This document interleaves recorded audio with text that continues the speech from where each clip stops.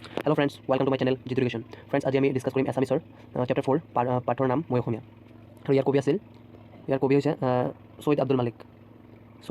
আৰু ইয়াৰ যিমানবোৰ কুৱেশ্যন আছে মানে সৰু সুৰা কুৱেশ্যন সেইবোৰ আজি আমি গোটেইবোৰ ডিসকাস কৰিম। তো ইয়াৰ ফাৰ্ষ্ট কুৱেশ্যনটো হৈছে যে মই অসমীয়া কবিতাটোৰ কবিগৰাকীৰ নাম লিখা। কবিগৰাকী হৈছে সৈয়দ আব্দুল মালিক আৰু অসমীয়া সাহিত্যত গল্প সম্ৰাট বুলি কাক কোৱা হয়? এইটো হৈছে সৈয়দ আব্দুল মালিকক।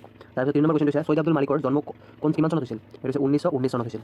তাৰপিছত সৈয়দ আব্দুল মালিকৰ জন্ম ক'ত হৈছিল? গোলাঘাট জিলাৰ নাহৰণিত হৈছিল। তাৰপিছৰ কুৱেশ্যনটো হৈছে যে সৈয়দ আব্দুল মালিক অসমীয়া আধুনিক কবিসকলৰ কোন পৰ্বৰ কবি আছিল? প্ৰথম পৰ্বৰ আধুনিক কবিসকলৰ প্ৰথম পৰ্বৰ কবি আছিল। আৰু 6 নম্বৰটো হৈছে সৈয়দ আব্দুল মালিকে কোনখন উপন্যাসৰ বাবে সাহিত্য একাডেমী বঁটা লাভ কৰিছিলে? এইটো হৈছে অঘৰী আত্মাৰ কাহিনী। পিছত 7 নম্বৰ কুৱেশ্যনটো হৈছে সৈয়দ আব্দুল মালিকৰ প্ৰথম প্ৰকাশিত চুটিগল্প সংকলনখনিৰ নাম কি? এইটো হৈছে পৰশমণি। তাৰপিছত 8 নম্বৰটো হৈছে সৈয়দ আব্দুল মালিকে শংকৰদেৱৰ জীৱনৰ আধাৰত লিখা উপন্যাসখনৰ নাম কি? এইটো হৈছে ধন্য নৰ তনুফাল। পিছত 9 নম্বৰ কুৱেশ্যনটো হৈছে সৈয়দ আব্দুল মালিকে মাধৱদেৱৰ জীৱনৰ আধাৰত লিখা উপন্যাসখনৰ নাম কি? এইটো হৈছে প্ৰেম অমৃতৰ নদী। তাৰপিছত 10 নম্বৰ কুৱেশ্যনটো হৈছে সৈয়দ আব্দুল মালিকে জ্যোতিপ্ৰসাদ আগৰৱালাৰ জীৱনৰ আধাৰত লিখা উপন্যাসখনৰ নাম কি? এইটো হৈছে ৰূপ তীৰ্থৰ যাত্ৰী। তাৰপিছত 11 নম্বৰ কুৱেশ্যনটো হৈছে সৈয়দ আব্দুল মালিকে কিমানখন গ্ৰন্থৰ বাবে ছোভিয়েট দেশ নেহেৰু বঁটা লাভ কৰিছিল?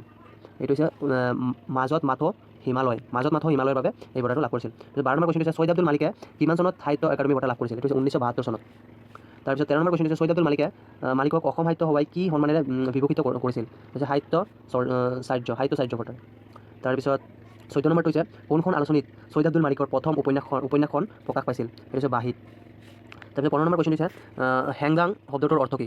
আহোম যুগত ব্যৱহাৰ কৰা এবিধ তৰোৱাল। হেংদাং হৈছে আহোম যুগত ব্যৱহাৰ কৰা এবিধ তৰোৱাল। তাৰপিছত 16 নম্বৰ কুৱেশ্যন হৈছে মোগলসকলে অসমৰ ক'ত ভৰি দিছিল? মোগলসকলে অসমৰ সেউজীয়া দুৱৰী বনত ভৰি দিছিল। 17 নম্বৰটো হৈছে অসমৰ হেংদাং ক'ত জিলিকিছিল? এইটো হৈছে উত্তৰ হৈছে দুপৰৰ পূৰ্ণ আলোকত জিলিকিছিল। 18 নম্বৰটো হৈছে অসমীয়াসকলে কিহেৰে তৈয়াৰী পেঁপা বজাইছিল? মহৰ শিঙেৰে তৈয়াৰী পেঁপা বজাইছিল। 19 নম্বৰটো হৈছে অসমৰ স্বৰ্গদেৱে কিহেৰে দেউল সাজিছিল? উত্তৰটো হৈছে হাঁহ কণী আৰু চাউলেৰে। পিছত 20 নম্বৰটো হৈছে অসমৰ নদীৰ বালিত কি পোৱা গৈছিল? অসমৰ নদীৰ বালিত শণ পোৱা গৈছিল। 21 নম্বৰটো হৈছে খৰমৰ চোলা কি? উত্তৰ হৈছে কাঠৰ পাদুকাজৰত পিন্ধাৰ বাবে থকা খুঁটি, খৰমৰ চোলা। তাৰপিছত 22 নম্বৰটো হৈছে মৰকত মানে কি? এইটো হৈছে এবিধ সেউজীয়া ৰঙৰ বাখৰ। তাৰপিছত কিন্নৰ কি? কিন্নৰ হৈছে কুবেৰৰ পৰিষদ। তাৰপিছত 28 নম্বৰ কুৱেশ্যনটো হৈছে কোনজনা অসম স্বৰ্গদেৱৰ দিনত ৰংঘৰ নিৰ্মাণ কৰা হৈছিল? উত্তৰ হৈছে স্বৰ্গদেউ প্ৰমত্ত সিংহ। তাৰপিছত 25 নম্বৰ কুৱেশ্যনটো হৈছে শুকান সান্দ কি?